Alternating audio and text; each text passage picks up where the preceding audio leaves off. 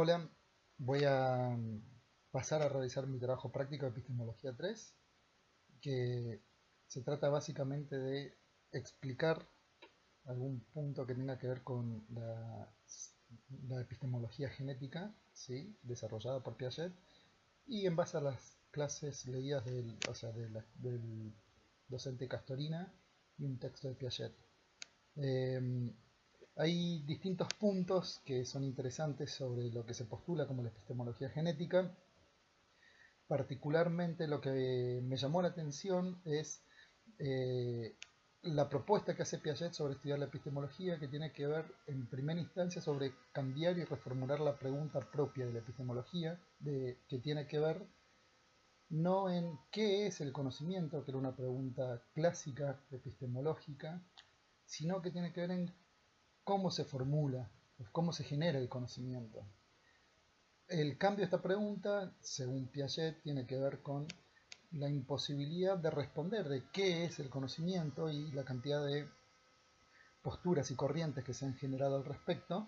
y que no va a tener una respuesta contundente, ¿cierto? Una respuesta certera, unívoca. En cambio, el cómo se genera el conocimiento, en cambio, es otro aspecto que es fácilmente abordable hasta cierto punto, por supuesto, pero bueno, él justamente lo intentó abordar desde un método que es el método psicogenético, que mezcla un poco de lo que es el empirismo con un poco lo que es la psicología,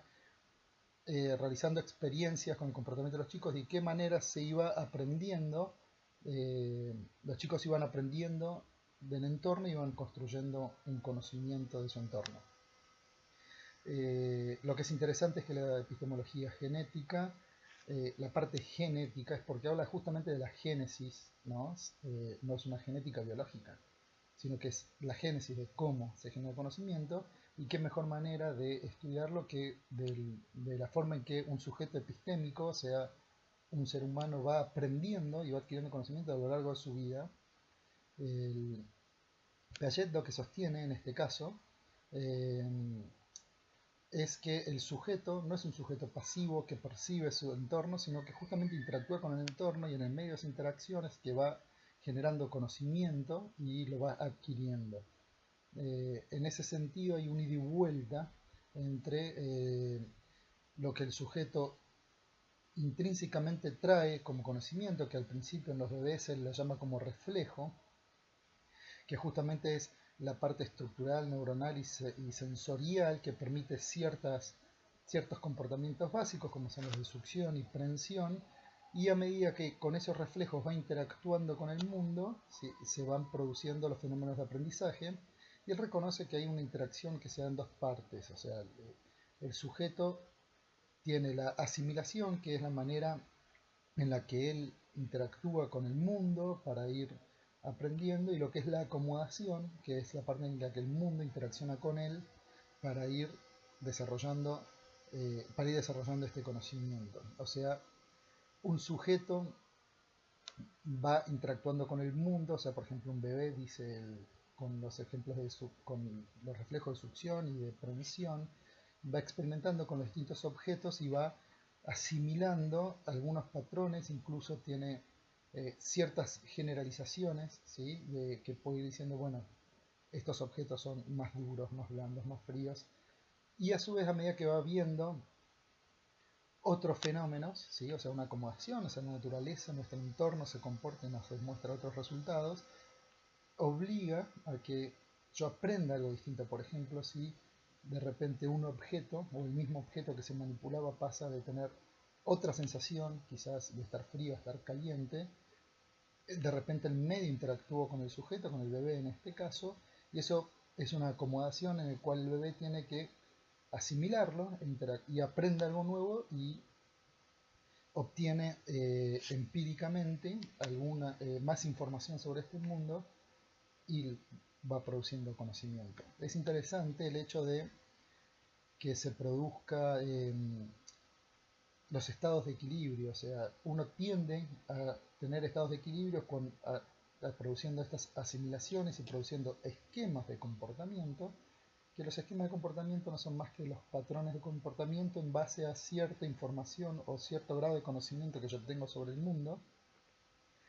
Sin embargo, estos estados de equilibrio se desequilibran cuando ocurre algún fenómeno del medio que no haya estado contemplado en mi esquema de conocimiento. Por ejemplo, un fenómeno que no logre explicar, un determinado fenómeno que nunca haya visto y no logre explicar, me produce un desequilibrio, ¿sí?, que hace que yo tenga que producir nuevos esquemas de comportamiento para incluirlo dentro de lo que es mi conocimiento y restaurar nuevamente el equilibrio. O sea que por medio de la asimilación y la acomodación se van produciendo pequeños desequilibrios que fuerzan a que se desarrollen nuevos esquemas de comportamiento y así ir haciendo distintos aprendizajes y generando el conocimiento en torno al mundo que nos rodea. Es interesante esto, y esta es una percepción, una opinión personal,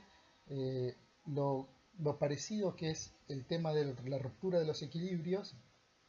a medida que voy aprendiendo, que voy observando fenómenos en la naturaleza y la tendencia a equilibrarlos con una postura de una epistemología que es la que propuso Kuhn en su momento. Si bien Kuhn hablaba de la ciencia particularmente, pero Piaget habla de una teoría de conocimiento más general que culmina en la ciencia, pero es todo el desarrollo cognitivo de un ser humano. Pero estos desequilibrios con fenómenos que yo voy observando son muy similares a las anomalías que detecta Kuhn después de un periodo de ciencia normal en donde empieza a surgir algo de crisis y esas crisis llevan a una revolución o en el idioma de Piaget sería a un nuevo esquema para poder incluir estas anomalías y que pasen a ser parte de nuestro nuevo esquema y nuestro nuevo conocimiento. Para Kuhn sería la nueva ciencia normal. Lo interesante es que Piaget no propone algo tan catastrófico como un cambio de paradigma abrupto como hace Kuhn, sino que él dice que nosotros los hechos nuevos tendemos a asociarlos, a vincularlos con cosas familiares, con cosas que ya sabemos. De esa manera producimos un reduccionismo de los hechos nuevos para asimilarlos gradualmente, y esa gradualidad es de la forma en la que se va generando el conocimiento en las personas por medio de la asimilación y la acomodación. Lo que es interesante a mi punto de vista es que si bien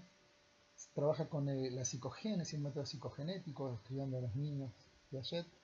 es muy interesante cómo también se puede echar otro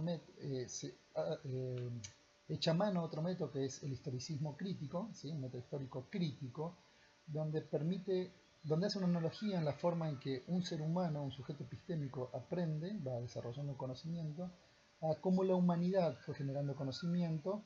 por ejemplo, la manera en que entendíamos la materia en interacción con las fuerzas de la época de Aristóteles o los planteos aristotélicos, a la madurez física que se logró en la revolución científica de la mano de Newton. Entonces,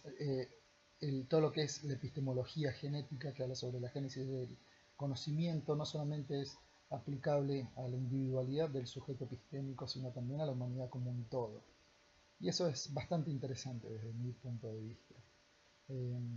Bueno, fue una síntesis muy breve sobre de qué los puntos más elementales de la epistemología genética, pero es una introducción de los puntos más relevantes que tuvieron a mi entender. Bueno, espero que nos veamos en alguna otra clase, y si no, bueno, este es el fin de este trabajo.